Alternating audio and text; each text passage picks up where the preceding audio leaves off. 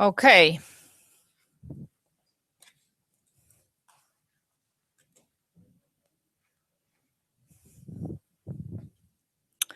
Okay, so today I'm going to continue and talk about the methods that you have been using and research on those, and tell you about some other methods that you have not been using but are also possible to use when you come to the industry. So first we could look at the UCD process and the methods used in each stage, and I will tell you about some of those briefly, so you know that there are a lot of methods out there that are also possible and maybe people are using in the industry where you will be working. And then we will go through the 3 research studies. Some of these you've seen before, but I think you connect differently to those now because you have been using the methods that we are discussing. So we will discuss it in another way. So user-centered software development. The course, this is the name of the course. And there are 5 activities that they or like phases or steps that you need to do when you are doing user-centered software development. And these are planning the human-centered design process. That is the first one there. Then you need to understand and specify the context of use. Context of use means in which context will it be used? What, you know, this is the 5W and H analysis, the vision. Where will it be used? Who are the users? What would they like to do, and so on. That is this phase. Then, when you have understood that, you specify the user requirements, meaning what do they actually need. When you've done that, you do design solutions. You could do paper prototypes or sketches like you did in the second assignment. And then the core thing in all of this is to evaluate, gather feedback. For me, evaluating is really getting feedback. So go and learning from the feedback. That is really what we need to do. So we have to take the feedback that we gather and use it to learn. And that could affect, so maybe we see that we need to change the understanding of the context of use, or we need to specify the user requirements in a different way, or we need to design in a different way. So this could lead us in all the 3 other phases. And when we have done changes, we evaluate again, and so on. So it's a continuous iteration. And this is, these are the phases that we need to go through in user-centered software development. You have been going through all these phases. And we will discuss that afterwards. But I found this on the net. This is from UPA. It's an organization called Usability Practitioners Association. So practitioners that are working on usability have this association, and they show what you need to do in this way, like snakes and ladders, is it often called? And we will look at it a little bit closer. So they have a little bit different phases. So they divide it into analysis phase, which is then understanding the context of use and specifying the user requirements. So you start there on the analysis phase. you meet with key stakeholders to set the vision. Okay, that is the next step. And you did that. You described the vision in this course. Then you include usability tasks in the project plan. So this is actually the planning activity. And here they're saying that it needs to come into the whole project plan of the work. Then it will, get like weight. People will respect it. Okay, the next one is, maybe it's easier to read it here. Assemble a multidisciplinary team to ensure complete expertise. So here they would like, in the next, they would like to get people with this usability expertise to be in the team. And then develop usability goals and objectives. And that you did that in assignment 3. But they would like to do it in the early phases. I thought maybe it was good to do it in connection with evaluating, because you were setting the goal and then evaluating against them. But of course, it would be good to have the goals and design against those two.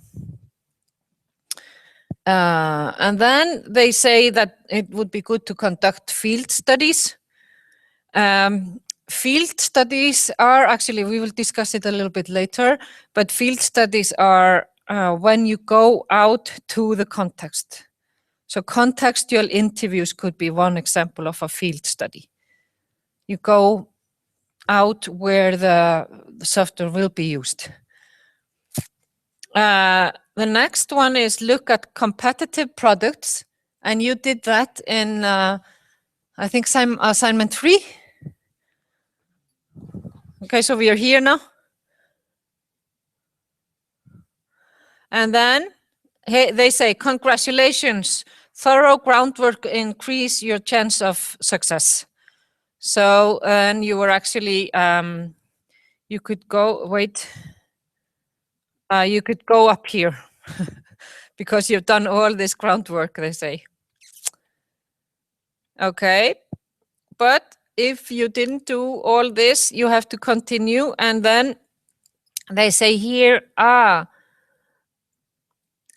maybe you included only content experts and not really end users. So you need to go again and do field studies and meet the real users. Then they would like you to create user profiles, develop task analysis, document the user stories. We didn't do that much here. You created user profile with the user groups. Yeah, but we didn't do much of this task analysis or user scenarios. But here they say, congratulations, you now have the info needed to make informed design decisions because you've done all this analysis work. And here they want you to document user performance requirements. And for me, this is very similar to the usability goals. How, what are the time on the tasks and so on. So I would say that these are similar. Okay, and then we can look at the design phase, which is the next one. First, you have to begin brainstorm design concepts and metaphors, and you did that when you did the sketches, and develop the screen flow and navigation model. So these you did when you made the first sketches in assignment 2, I mean. Here they say that you could do expert evaluation walkthrough of the design concepts. And then here they say, remember every step in the process contributes to user-centered design. if you have detailed design at this stage, they say it is implemented too soon, so you have to go down. Wait, down to here, and go all the way. Maybe go here and then up here, probably. So I think actually it is interesting to look at what they think are the tasks and how similar these things are to the assignments you have done. Here they say create low fidelity prototypes. You did that. Remember to validate early and often with users. And then here you're conducting usability testing on the low fidelity prototypes. You did that and created higher fidelity detailed design. You didn't really go there. And then do usability testing again. And then here's the implementation, and you didn't go there. So we actually, the focus in this course is really on the early phases, because I think these are the most important. So to get it right from the beginning. But we could look at what they do here when the system is in the implementation phase. So there they recommend that you do expert evaluation using heuristic evaluation and work closely with the delivery team to so the design is implemented in the right way. And then here it is deployed, meaning it is delivered to the users. And then you can do surveys and you could go out in the field and get information on the actual use. So and here they say you should conduct usability testing. And this is what you did for Trip Creator.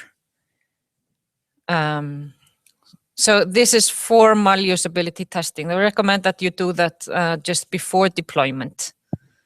But you did that actually it was deployed, it was running, and you did it here in this phase. And maybe it was more like this one that you did actually, because here they say check objectives using usability testing. So you were using usability testing to check if the objectives of Trip Creator were fulfilled.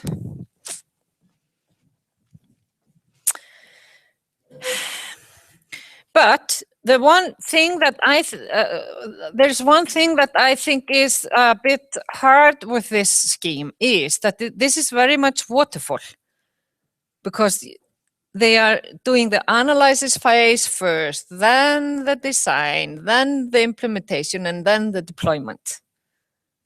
And if this is for the whole system, this is waterfall. Yeah? So if we are using Scrum, we need to break it down into sprints. So we need to do small things like understanding, designing, developing, and doing some core activities there in each sprint. And each sprint has maybe different sort of emphasis on each. And this is often done like that the understanding is done in sprint before the actual development starts. So the things that you have been doing in this course are typically done before the sprints begin. In sprint 0, it's called, or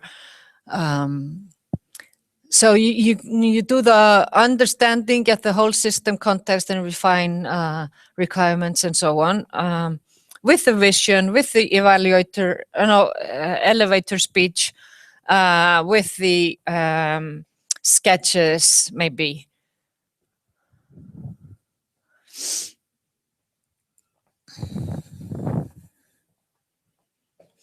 Okay. So let's go through the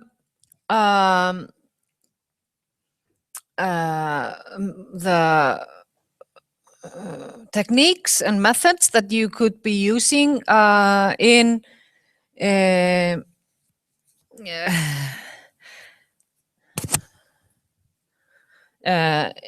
each sprint. So I would recommend to you that in each of the sprints here, you would try to meet users once, and you could then just sort of make it. You don't have to maybe show them paper prototypes in each sprint, but you could maybe do in one sprint, you could have a meeting with them. In another sprint, have an interview, and then the next sprint, show them lo-fi prototypes. But I know that some companies have tried to have it like that there's, Friday afternoon, they always meet users. And I think it is actually good to have us have a cycle like that, also for using meeting users and gathering feedback from users. So, and you could then just pick the method that you have been using here in this course to use. But what methods are we using for understanding the context of use? This first phase there of the user-centered software development process. The methods that you have used for this understanding are these: the 5W and H analysis, the visioning, the elevator speech. You also did traditional interviews, and some of you did contextual interviews. So these are the methods that you have been using here. There are more methods that could also be used in this phase, and I will tell you a little bit about those. And this is because I would like you to know that there are more methods available, and we have been studying how, if people use those in the industry or not. So questionnaires, what is a questionnaire? It's a form with multiple questions, and these can be open-ended or predefined, with predefined answer possibilities. And we have actually been using questionnaires a lot. So you have been giving feedback to the other students and to me through questionnaires. So you have actually learned how to answer those, but you haven't maybe you haven't yourself made it, because we also made the questionnaires that you needed for assignment 4 for you. The thing is that the person that made the questionnaire is typically not there when the the respondent is responding. So we need to make the wording very clear. There are some organizations like Gallup do question or interviews by phoning you, but then typically there are people that are asking and they don't know how the questionnaire was made. So they go through a predefined questionnaire, but they don't know, even though they are on the phone, they don't really know the reason behind the question. So I always say yes to those people if they ask me to take part. And sometimes I've been asking them, okay, when you ask me this question, do you mean this or that? And they typically don't know, because they didn't really do the questionnaire themselves. So we have that is the problem with questionnaires. it is quite hard to make the questions understandable, clear, and easy. But they are very good to gather quantitative data, gather numbers, and get the feeling about a group. So I have been using it quite a lot now in this course. It's actually a new thing in this course now, having a questionnaire so much. And you have been getting feedback from also from other students through the questionnaires. And it is often used in combination with user testing. So we ask about the satisfaction afterwards and the background before doing the tasks in user testing. But it could also be used to understand the needs and background of the users. And like we saw here, they wanted us to do a survey to get user feedback here. Survey and questionnaires is the same thing. So they wanted us to send out a questionnaire to get user feedback on how the use is and what probably also the satisfaction of the system.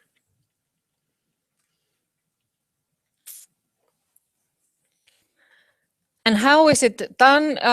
You make the questionnaire, you try to have it short. So I try to have less than 30 questions if I'm doing a questionnaire for, and this is probably too long because I've seen in some of the research that I will be showing you later on that people drop out. So they were like, in one, there were like 135 that began, but only 105 that answered the whole questionnaire. So people don't have that long attention span when they are answering a questionnaire.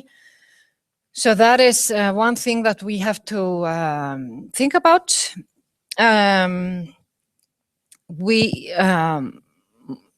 Almost all questionnaires now are web-based and they could be sent out by email. Yeah, I will tell you about that later. I will tell you about the research studies there. Okay, meetings is one possibility to really gather feedback from users. What is a meeting? It is typically a group of people that gather for a short period of time. It's very often 1 hour.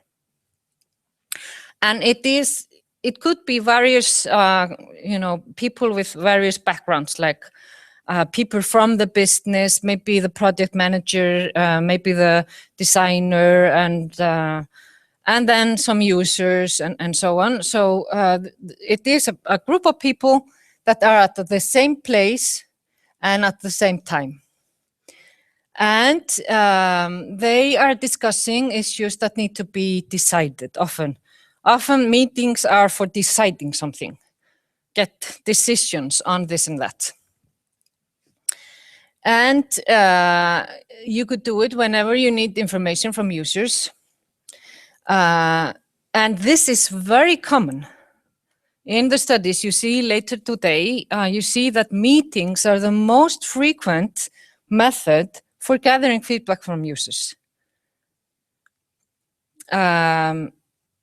And if you choose to do meetings or have meetings with users, I think I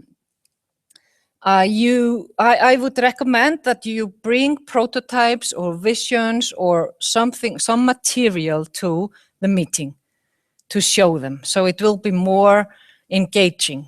So they are not there just, and try to make them active, not only show them, I have designed it this way and this way and this way and this way. Is this okay?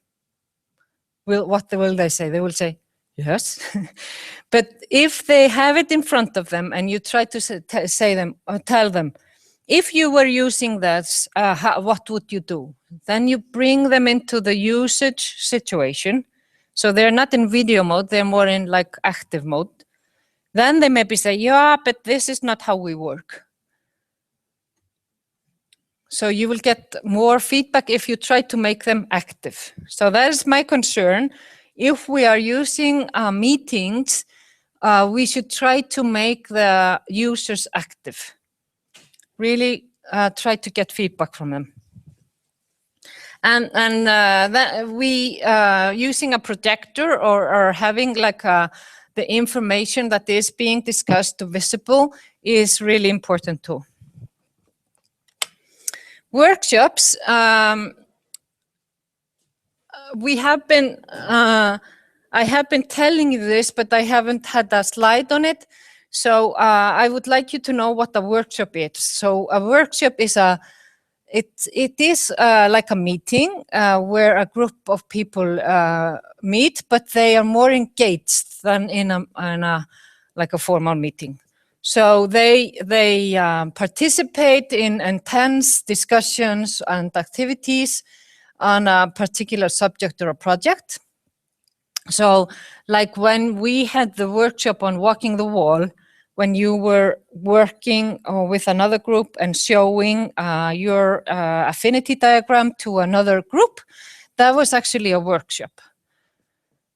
It had like a time frame. We had this 1.5 hours. I was the conductor of the workshop. I told you now for the first 40 minutes, you will do this, and then you switch into this. So there's always one person that is sort of holding the scheme and checking the time. This is very good to gather feedback, either from colleagues like you did or users, and get them involved in the development of the product. So it is often done in the early phases of the design and understanding.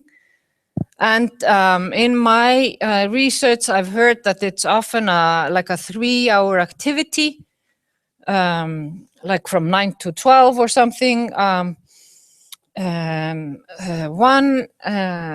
One participant in an interview that I was doing, she really liked the workshops, and she said that often she makes puts like a plastic thing on all the walls, and then they use the 3 hours of sketching the interface together on the plastic, and do iterations and so on. So it's a activity done together with designers and users if they need a new interface for a particular part of the system.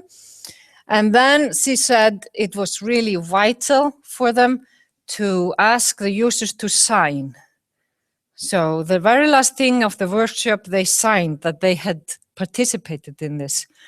And sometimes she said, and then they sometimes say, well, but I don't like this. I can't sign this because I don't like this part.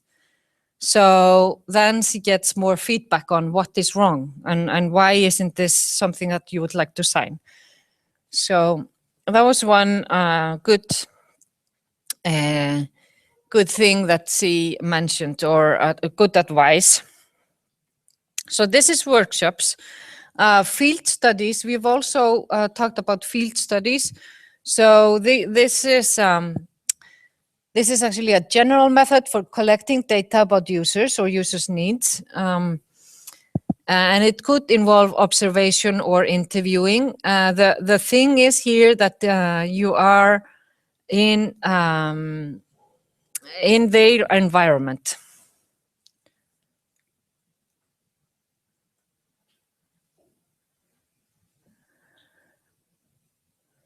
Yeah, so you are in the environment of the users. That's the thing. That's why it's called field studies. And the investigators in field studies observe users as they work, taking notes. So you go to the working place and you ask about their activities. So field studies is actually like an umbrella, and contextual interviews could be one example.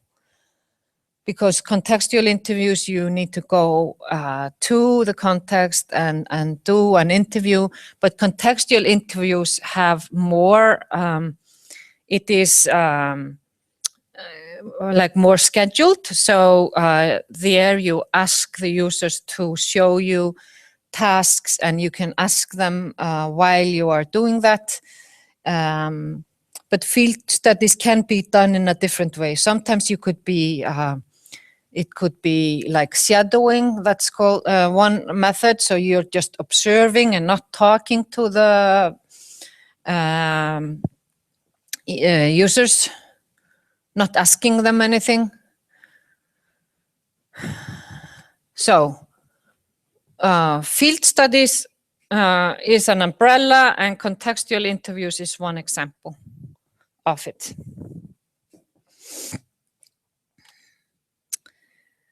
Next phase in the user-centered design development activity. Now we are going through these here. We did understand and specify the context of use, and now we do specify the user requirements. Yeah. Specify user requirements, and I thought this one was actually good because it explains the hierarchy of requirements. So we have some system requirements, and they are they could be functional. What is it needed for the system to do? And it could be also non-functional, meaning what is the quality that it's needed from the system, how well the system does the things. But then we have user requirements on top of that. And these are from the user's point of view. The goals, the needs they have, the input and output that they need, and so on. And then on top of those, we have the business requirements, which is more like, what does the business need? What are the objectives of the business? Maybe they want to make the work environment better for the users, or gain more money because speeding up some process, and then they, you know, they could have other objectives than the user requirements. And we have been working with the green field there in this course.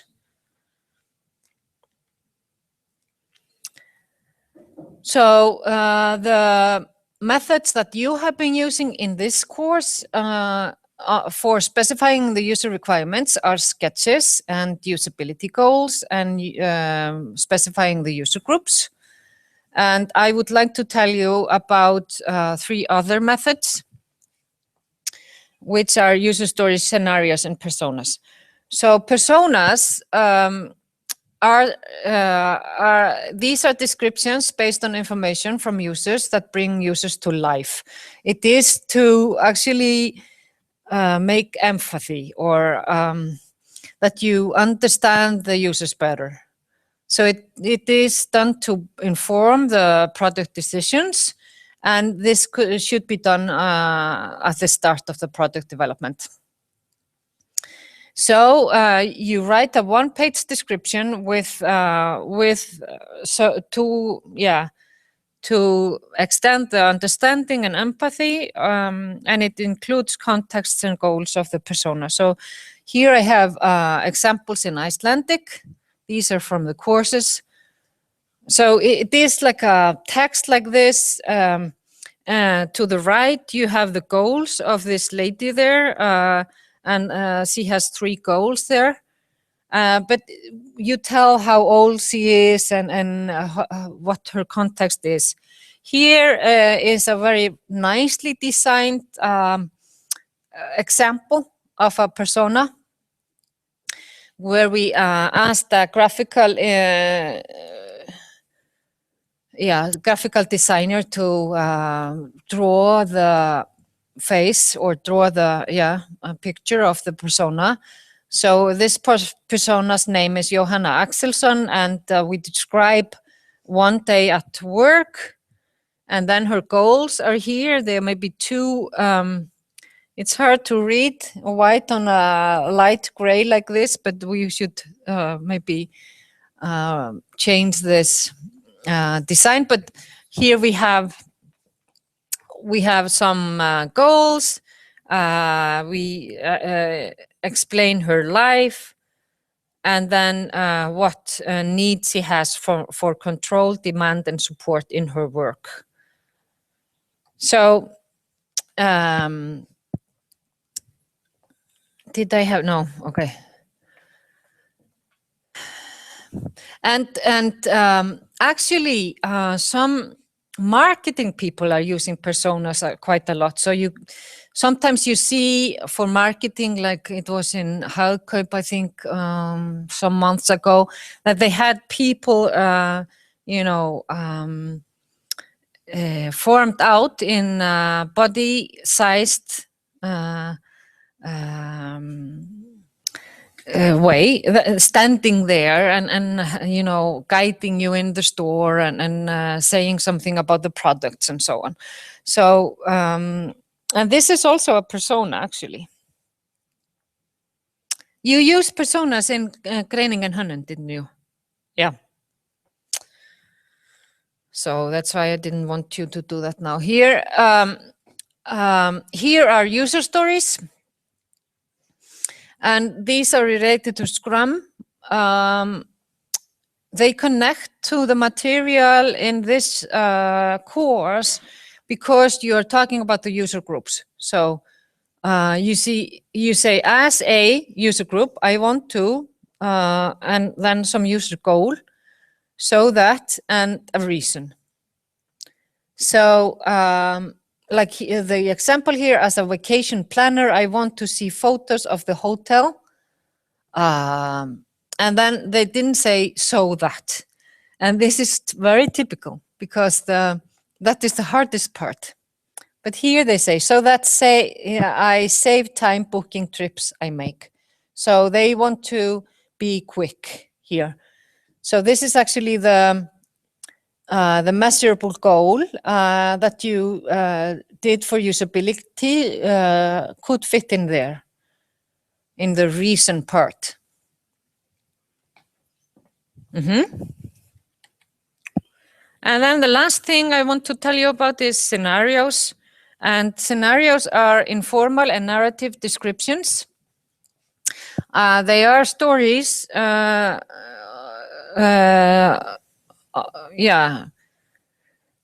tells, like in the human way, how things will happen in the system. And often you use the personas in the scenarios. So here we had one example of a scenario with these people there, and you see their background and so on. So this is to explain how the system will be used. We will go through the prototype design solutions and the evaluation phase, and then I will take a short break, and we will do the research part afterwards. Is that okay, or do you want to continue maybe, or would you like a break? Break? Yep. Okay. Okay. So prototyping design solutions is the third phase. We could look at it depends how you count. So now we are there down, produce design solutions. It's the third activity in the cycle there.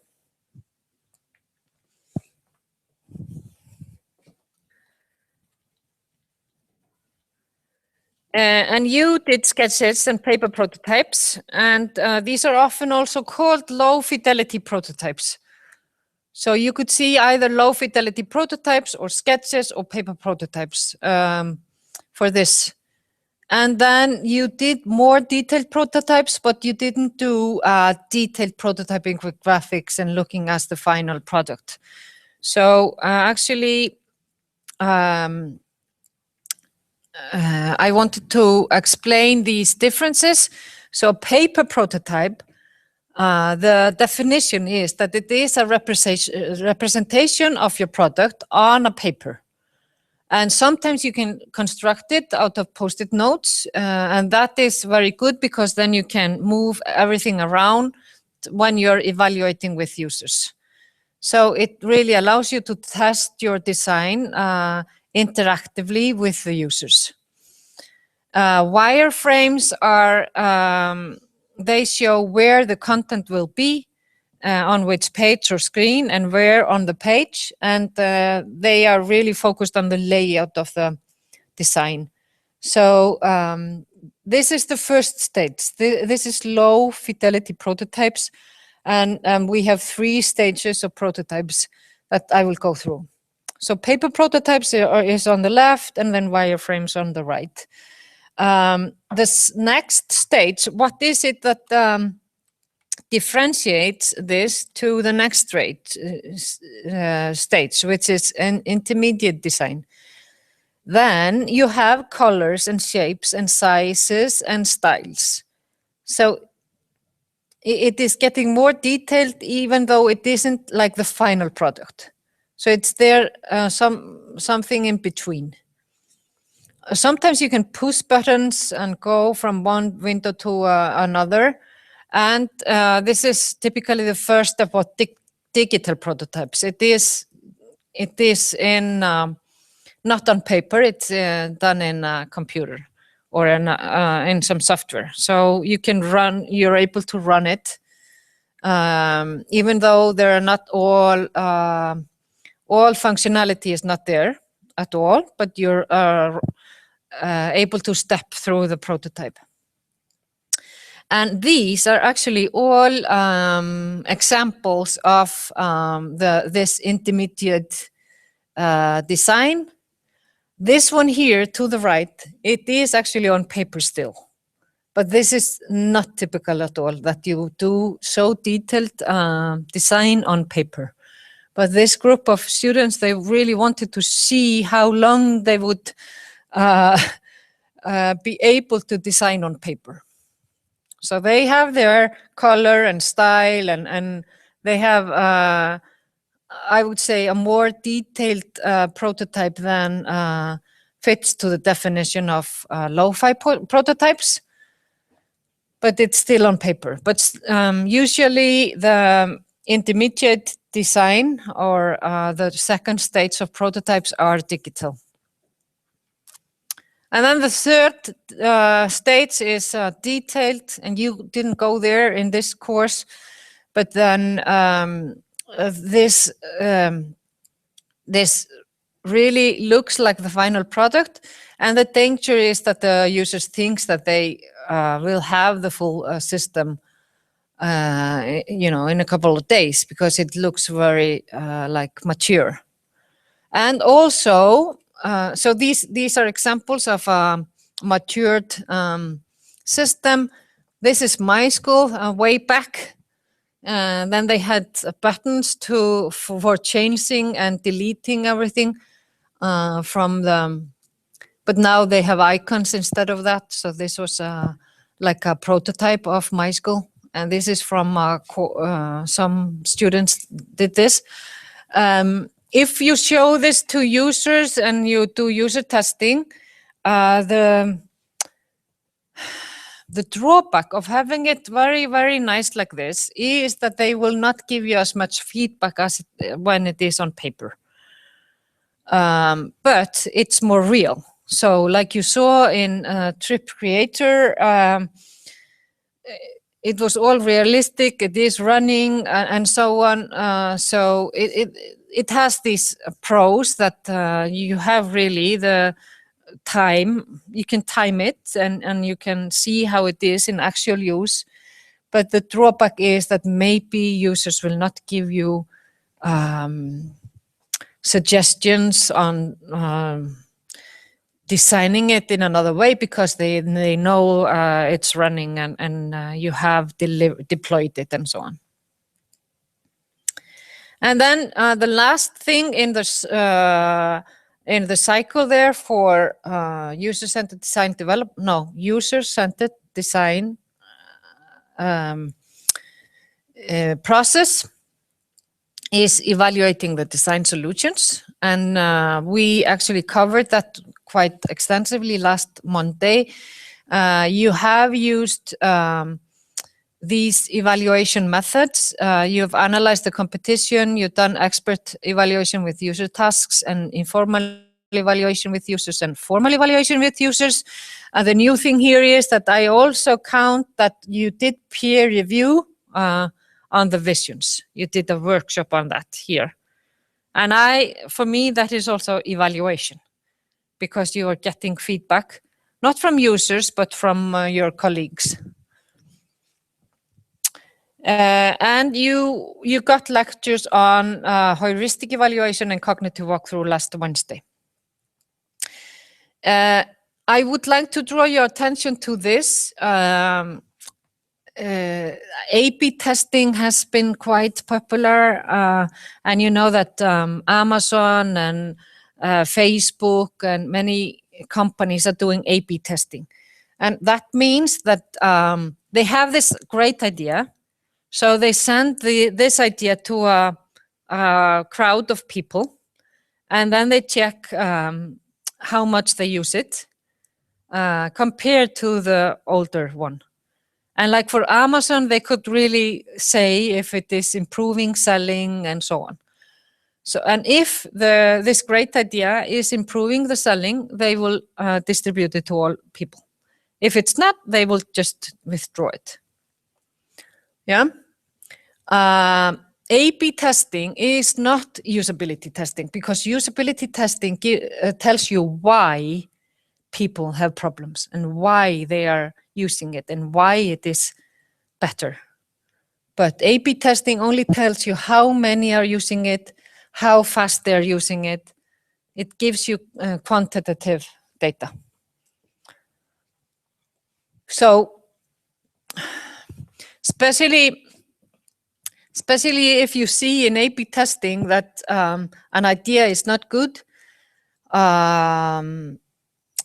you would maybe want to do usability testing to see why. Yeah. So these are different things that you are really gathering from these two. Any questions now? Nope. Okay, let's take a break, 5 minutes, and then I will have another lecture after the break. Okay.